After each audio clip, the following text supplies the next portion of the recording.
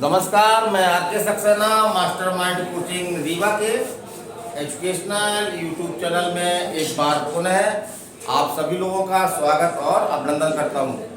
आज हमारा टॉपिक है भारतीय इतिहास, है ना, जिसमें हम क्या पढ़ा रहे हैं, प्राचीन भारत का इतिहास। तो उसमें हमारी ये हिस्ट्री की क्लास है ये। और आज का टॉपिक क्या है हमारा बच्चों? मगध साम्राज्य। तो मगध उन 16 महाजनपदों में जो 6वीं शताब्दी में थे उनमें से एक बहुत बड़ा महाजनपद था। और वर्तमान में ये एरिया कहाँ पे है आपका? ये वर्तमान में ये एरिया जो है वो बिहार का एक बड़ा भूभाग जो है वो मगध के नाम से जो है वो जाना जाता है। तो यद्यपि मगध कहा जाता है इसको, लेकिन देखा गया आगे कि इसमें कई वंशों ने शासन किया, जिसने न केवल इसका विस्तार मगध तक बल्कि कहते हैं कि कश्मीर तक भी था। और कुछ इतिहासकारों ने कहा कि इसका विस्तार जो है वो आपके कलिंग तक था, है ना। तो चलिए अब इसके बारे में केवल हम क्या करते हैं, इम्पोर्टेंट जानकारी लेते हैं जो एग्जाम में आपके आती है। तो मगध में जो है वो मुख्य रूप से कितने वंशों ने शासन किया? 4 वंशों ने शासन किया। तो ये क्वेश्चन पूछता है कि मगध में मुख्य रूप से कितने वंशों ने शासन किया? तो 4 वंशों ने शासन किया। और उनके क्या क्या नाम थे तो हम देख लें। एक पहला वंश है आपका बृहदत्त वंश, दूसरा वंश आपका कौन सा है? हर्यक वंश, तीसरा आपका शिशुनाग वंश और चौथा आपका नंद वंश।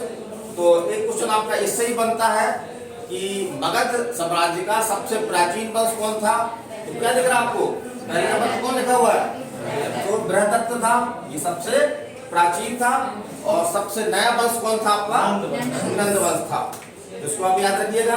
कभी कभी ये क्रम भी पूछ सकता है एग्जाम में कि सही क्रम कैसे लगाएं हम, तो ये याद रखिएगा। पहला बृहदत्त, बोलिए पहला बृहदत्त, तीसरा बोलिए बृहदत्त, दूसरा हर्यक, तीसरा शिशुनाग, चौथा आपका नंद वंश। अब हम बात करते हैं पहले वंश की। तो पहला कौन सा वंश है आपका? बृहदत्त वंश है। तो 6वीं शताब्दी ईसा पूर्व में जो है वो मगध में एक छोटा सा वंश का उदय हुआ। उसका नाम क्या था? बृहदत्त वंश था। लेकिन धीरे धीरे उस वंश का काफी विस्तार हो गया। फिर आगे देखते हैं कि बृहदत्त वंश के संस्थापक कौन थे। उसमें कोई कठिनाई वाली बात नहीं है, क्योंकि उन्हीं के नाम पे वंश का नाम रखा गया है। तो जरा ये क्वेश्चन पूछता भी नहीं है। तो संस्थापक कौन थे आपके? बृहदत्त थे। संस्थापक कौन थे आपके? बृहदत्त थे।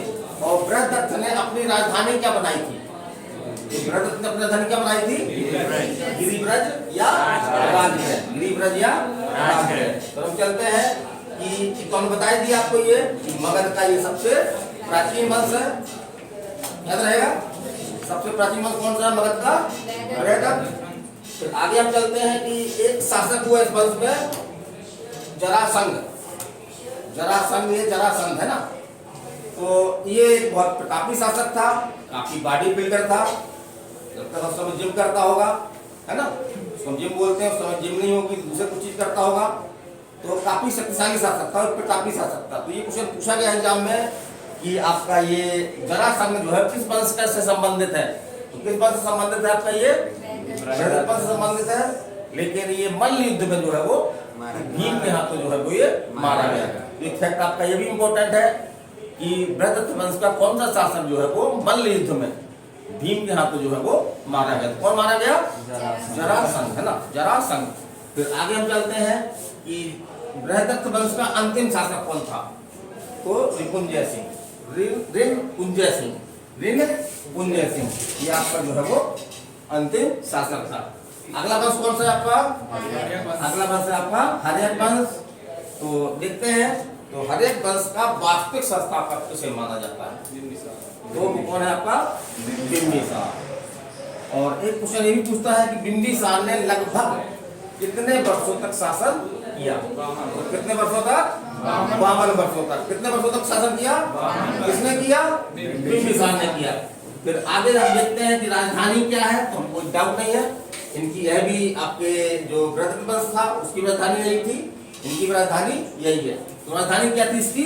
गिरिब्रज या राजगृह। और एक क्वेश्चन आपका इस तरह से आया एग्जाम में कि हर्यक वंश का वो कौन सा शासक था जिसने वैवाहिक संबंधों के माध्यम से अपने शासन का विस्तार किया। तो कौन था आपका वो? बिंबिसार था। तो ये लिखा है बिंबिसार ने राज विस्तार के लिए विवाहित नीति का प्रयोग किया। फिर अगला हम देखते हैं कि बिंबिसार जो है वो किस धर्म का न्याय था? वो बौद्ध धर्म का न्याय था। बिंबिसार किस धर्म का न्याय था? बौद्ध धर्म का अन्यायी था। और ऐसा लिखा गया है इतिहास में कि गौतम बुद्ध जब एक बार बीमार पड़ गए तो इसने बिंबिसार ने अपने राज्य वैद्य, क्या नाम उसका? जीवक, राज वैद्य जीवक को जो है वो इलाज के लिए गौतम बुद्ध के पास भेजा। तो ये फैक्ट एग्जाम में आया है क्वेश्चन आपका। तो किसने भेजा? बिंबिसार ने किसके पास? गौतम बुद्ध के पास। किसको भेजा? जीवक को भेजा। चलिए हम आगे चलते हैं। इस वंश का एक शासक हुआ आपका अजातशत्रु, है ना। तो इतिहास में स्पष्ट रूप से लिखा है कि अजातशत्रु किसका पुत्र था आपका? बिंबिसार का पुत्र था। तो इसने क्या किया? बिंबिसार की हत्या करके और खुद जो है वो गद्दी पर बैठ गया। कौन बैठ गया? अजातशत्रु बैठ गया। और इसका एक उपनाम क्या है? कुणिक। पूछा गया है किस शासक को जो है वो कुणिक नाम से भी जाना जाता है? तो किस जाना जाता है? अजातशत्रु को। और चूंकि अजातशत्रु ने अपने पिता की क्या की थी? हत्या की थी। जबकि ऐसे बहुत सारे प्रकरण मिलते हैं जहाँ पे पुत्र द्वारा पिता की हत्या की गई है, अगर हम इतिहास पढ़ते हैं। और ये ऐसा एक पहला उदाहरण मिलता है ये कि अजातशत्रु ने जो है अपने पिता की बिंबिसार की जो है वो हत्या कर दी थी। इसलिए भारतीय इतिहास में उसको एक उपनाम दिया गया था पितहंता। पितहंता माने पिता का हत्यारा, पिता का हत्यारा। ये क्वेश्चन आप एग्जाम में पूछा गया है कि किस शासक को जो है वो पितहंता के नाम से जाना जाता है? किसको जाना जाता है? अजातशत्रु को। फिर आगे हम देखते हैं कि जो प्रथम बौद्ध संगति हुई थी, जैसे हमने बौद्ध धर्म पढ़ाया था, अपने इसी चैनल में पढ़ाया है, क्लास में पढ़ाया है। तो बौद्ध धर्म की जो प्रथम संगति हुई थी वो किसके नेतृत्व में हुई थी? अजातशत्रु के, है ना। उसमें शासक कौन था? अजातशत्रु था। तो ये चीज रखिएगा। फिर अगला देखते हैं हम उदयन, जो अजातशत्रु का क्या था? पुत्र। उदयन जो है वो अजातशत्रु का पुत्र था। पुत्र बेटा की है, पुत्र था, है ना। और इसने भी वही किया जो अजातशत्रु ने अपने पिता के साथ किया। तो कहावत है ना कि जैसा करोगे वैसा भरोगे। तो उदयन ने क्या किया? अपने पिता अजातशत्रु की हत्या कर दी और खुद गद्दी पर जो है वो बैठ गया। और इसने अपनी राजधानी का इसमें क्या किया? एक महत्वपूर्ण काम किया जो क्वेश्चन आता है एग्जाम में आपका। आपने पटना सुना होगा, बिहार का पटना, उसका पुराना नाम क्या है? पाटलिपुत्र। तो पाटलिपुत्र नगर की स्थापना किसने की थी? उदयन ने की थी। ये क्वेश्चन आपके कई एग्जामों में आया हुआ है, इसको ध्यान में रखिए। क्यों बेटा, क्या कर रहे हो? उदयन ने की थी, है ना। और अंतिम शासक कौन था? हम यही ऑनलाइन खड़ा करेंगे, तुमको यही मुर्गा बनाएंगे, ऑनलाइन खड़ा करेंगे। अंतिम शासक कौन था आपका? नागदशक। कौन था? नागदशक। फिर अगला वंश कौन था आपका? शिशुनाग वंश। शिशुनाग वंश। तो हुआ क्या? उदयन जो शासक था उसका एक अमात्य था। वो कौन था आपका? शिशुनाग। अमात्य शिशुनाग ने जो है वो नागदशक को, है ना, जो अंतिम शासक था नागदशक, उसको क्या किया? गद्दी से हटा करके और खुद राजा बन गया और एक वंश की स्थापना की। उस वंश का क्या नाम है? शिशुनाग वंश। तो अगर पूछेगा शिशुनाग वंश का संस्थापक कौन था, तो सिंपल है, उसी के नाम पे है, शिशुनाग। शिशुनाग जो है शिशुनाग वंश का संस्थापक था। फिर हम आगे चलते हैं। इस वंश का एक विशेष शासक हुआ, उसका नाम था आपका कालाशोक। कालाशोक, तो इसका वंश पूछा गया है, कालाशोक किस वंश का था? तो कालाशोक किस वंश का था? शिशुनाग वंश का था। और इसी के समय जो बौद्ध धर्म की जो है वो द्वितीय बौद्ध संगति का आयोजन जो है वो इसी के समय हुआ था। तो याद रखिएगा, पहला किसके समय हुआ था? अजातशत्रु, दूसरा कालाशोक, तीसरा अशोक, चौथा कनिष्क, है ना। तो चारों याद रखिएगा।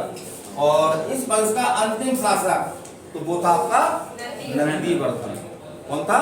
नंदीवर्धन। इसका शिशुनाग वंश का। फिर उसके बाद जो है वो अगला कौन सा वंश था आपका? नंद वंश।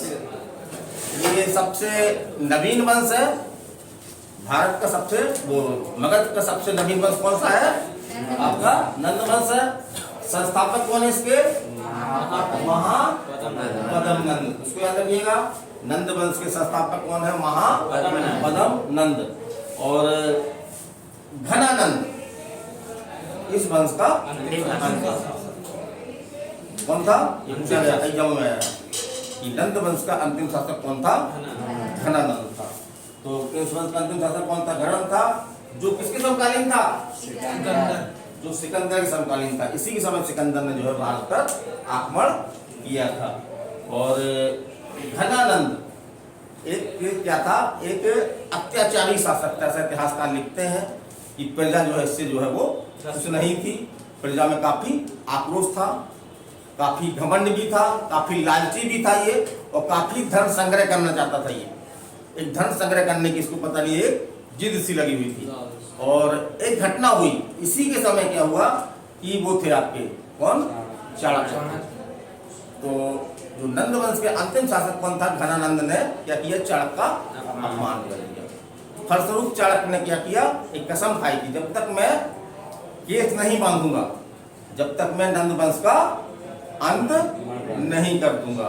और फलस्वरूप क्या है कि चाणक्य ने किसकी सहायता से? चंद्रगुप्त मौर्य की सहायता से जो है वो घनानंद को पराजित किया। उस प्रकार से नंद वंश जो है वो समाप्त हो गया और मौर्य वंश की शुरुआत हो गई। तो हमारा अगला टॉपिक जो है मौर्य वंश ही होगा। तो मौर्य वंश एक बड़ा टॉपिक है, तो हो सकता है कि 2 या 3 क्लास में पूरा हो। तो अगला हमारा टॉपिक जो है मौर्य वंश होगा। तो ये छोटा सा आपका था, यद्यपि बहुत छोटा सा है, इसमें 4 वंश के बारे में बताया हमने, लेकिन हमारी कोशिश ये रही है कि लगभग जहाँ जहाँ से क्वेश्चन बनते हैं वो हमने बता दिया है। तो मैं R K Saxena, mastermind coaching Rewa, अगले वीडियो तक पुनः आपसे विदाई लेता हूँ। नमस्कार, धन्यवाद।